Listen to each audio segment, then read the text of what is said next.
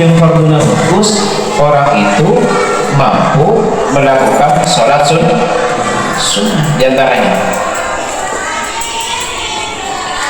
Kayak insya Allah bila malas kabajang sunat jadi ya farduna oleh ngajar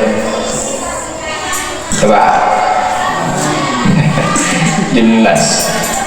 Bila tak enteng apa jangan sunat biasa nak bajang farduna oleh ngajar karena takut campur darah. Jak sing ada gratisan tawar aja. Yang kedua puasa.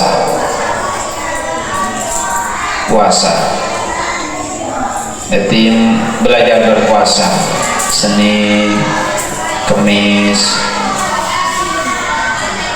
Arab belajar puasa karena hikmah dari puasa. Pertama, orang puasa kan lapar, iya. Orang puasa juga pelengkap. Lapar dan pelengkap itu menjadi pelajaran ternyata orang lapar dan dahaga itu tidak enak. Maka rasa tidak enak itu kemudian kita jadikan pelajaran untuk membangun jiwa sosial. Oh ternyata lapar dan dahaga tidak enak. Berarti orang-orang di luar sana yang hidupnya miskin, kelaparan, kehausan, orang-orang yang akalnya kurang kita,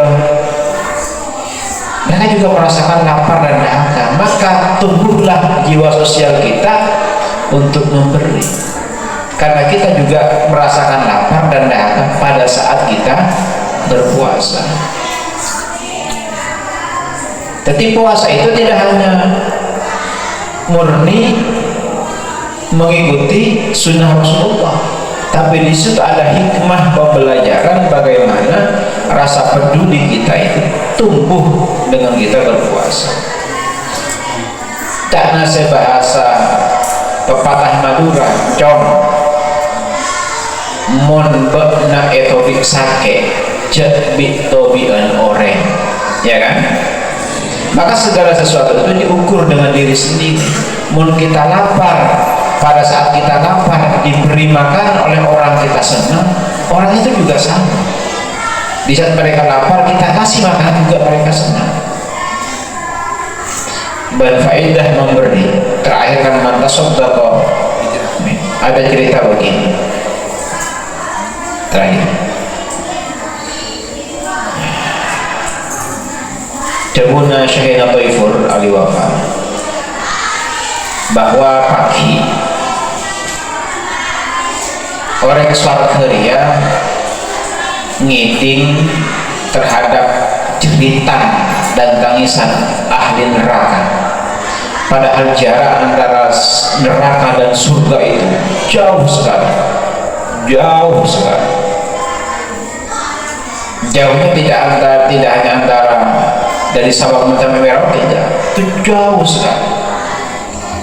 Tapi orang surga itu mendengar bagaimana rintihan sakitnya siksaan di dalam neraka. Begitu juga orang neraka itu mendengar, melihat bagaimana orang surga dalam kesenangan.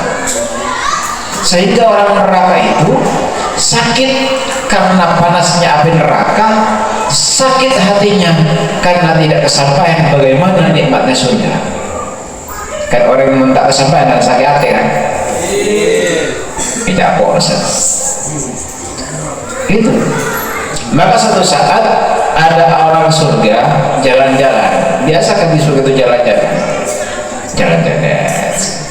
Oh ternyata melihat ke bawah ada orang memanggil, fulan, ya fulan, ya fulan. Sampai ingat nggak ke saya? Jawab orang surga, loh sampean siapa? Coba dilihat, ingat nggak ke saya? Tidak, saya tidak ingat. Ingat bagaimana orang surga itu orangnya ganteng-ganteng, sementara di neraka itu orang yang hitam kayak kerang. Ya lupa. Kemudian yang di neraka itu bilang begini, saya adalah orang yang pernah memberikan satu gelas minuman kepada sampean di saat sampean sedang kehausan di tengah perjalanan.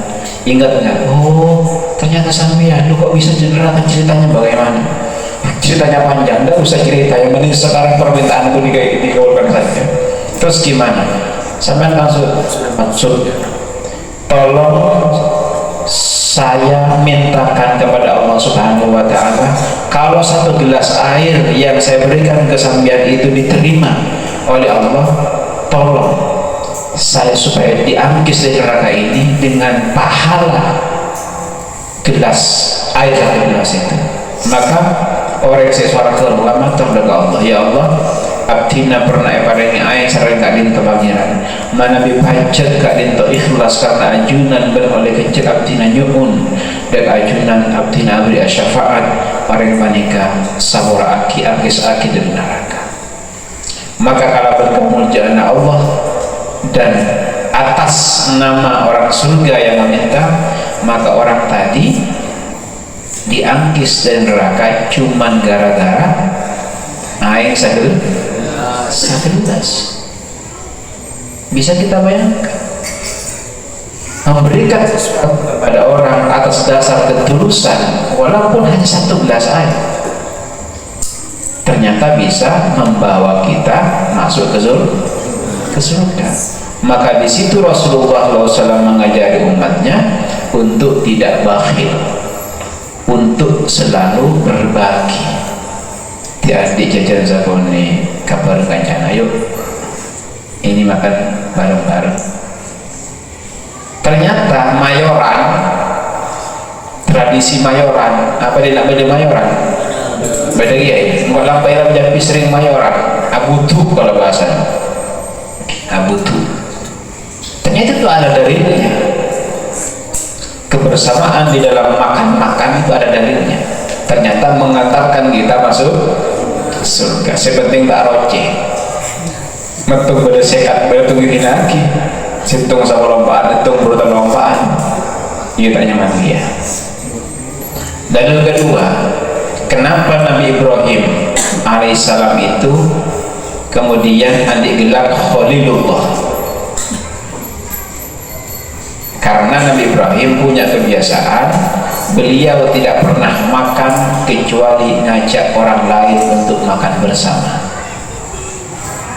Bisa kira yang Ibrahim aja, lo sebelum mau nyerah lain baru makan. Itu Nabi Ibrahim. Makanya digelar Khalilullah. Yang terakhir, orang itu kalau dermawan, sosialnya tinggi, dia akan banyak teman. Tapi mun cerit, ada beriki, medit, maka tidak akan ada temannya. Dia akan hidup sendiri dan tidak ada teman yang mau menghampiri. Kenapa? Karena ceritnya jadi ya. Makanya ketika sudah ngumpul seperti ini, ya bareng-bareng, susah senang bersama. Allah subhanahu wa ta'ala